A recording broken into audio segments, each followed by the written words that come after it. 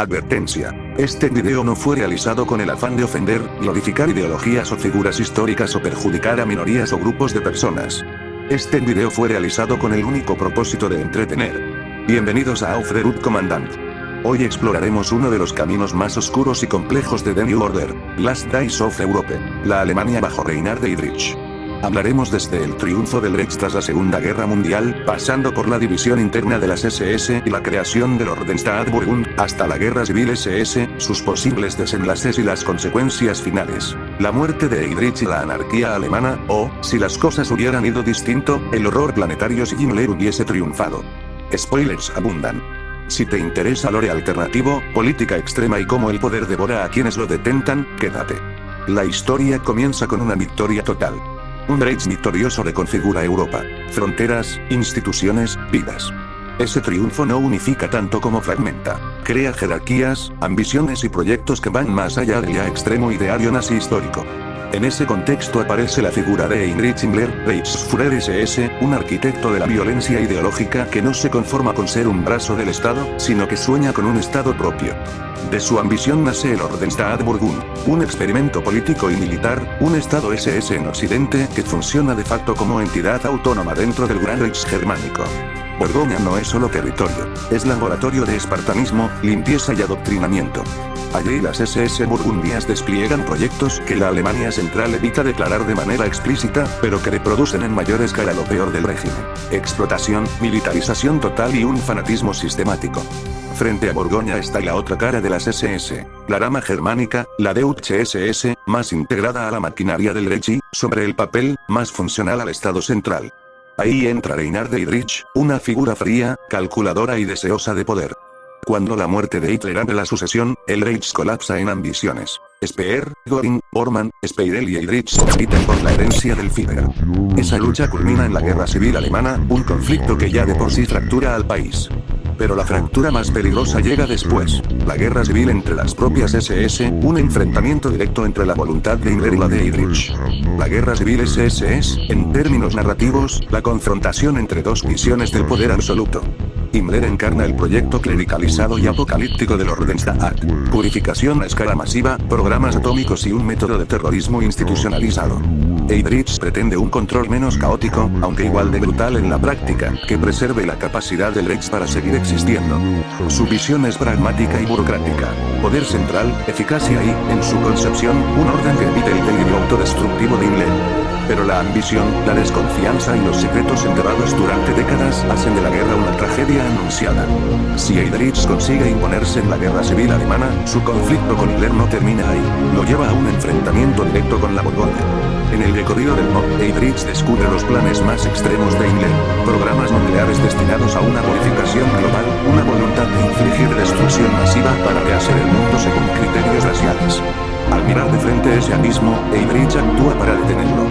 La victoria de Heydrich en la SS Civil War supone la derrota final de Himmler, captura, humillación política y, en la ruta más documentada de Lore, ejecución.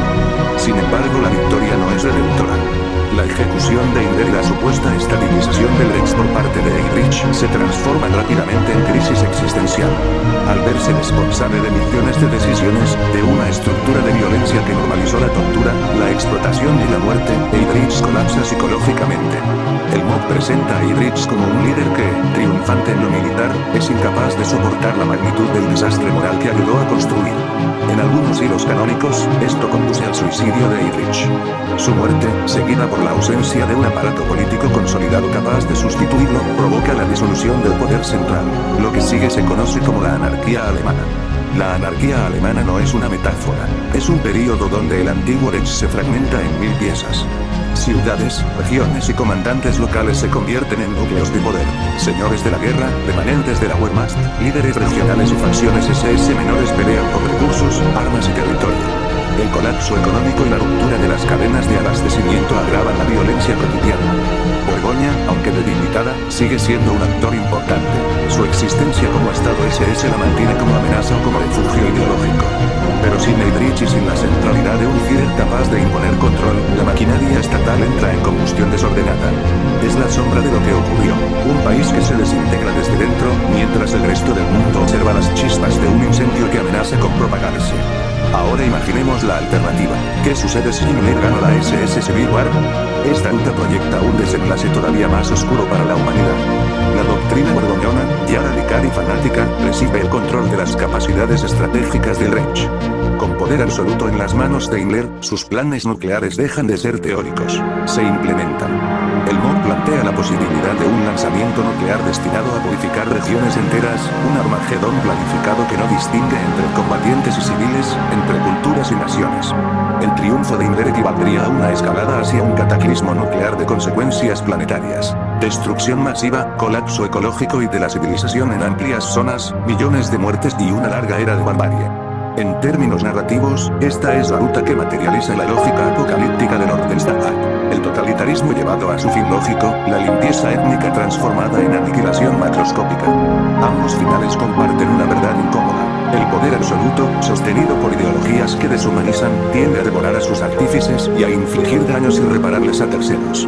La diferencia entre Heydrich y Himmler no es entre bondad y maldad, sino entre estilos de destrucción. Heydrich aspira a racionalizar la depresión, Himmler la eleva a rito cósmico. En términos de narrativa y de morbo histórico, eso hace que la ruta de Heydrich sea fascinante.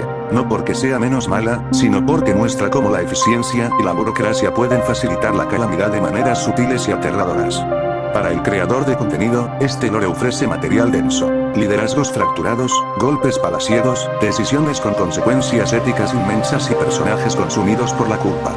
Para el espectador, es un recordatorio de que los regímenes que institucionalizan la violencia generan dinámicas que trascienden a sus fundadores. En Kno, Heydrich termina siendo una figura trágica, vencedor en la política fría, derrotado por la responsabilidad moral de sus actos. Himmler, en la ruta contraria, encarna la monstruosidad desatada que transforma la guerra en apocalipsis. Al cerrar este recorrido conviene subrayar dos cosas. La primera, estamos ante ficción especulativa basada en un universo donde la historia tomó giros extremos.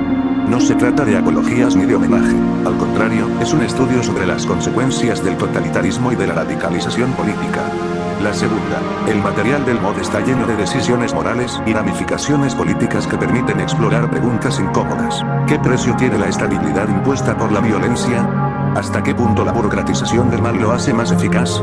¿Qué responsabilidades personales quedan para quienes administran sistemas de opresión? Gracias por escuchar. Mantente alerta, porque en el lore y en la historia real, la vigilancia moral es la que evita que la ficción termine volviéndose realidad.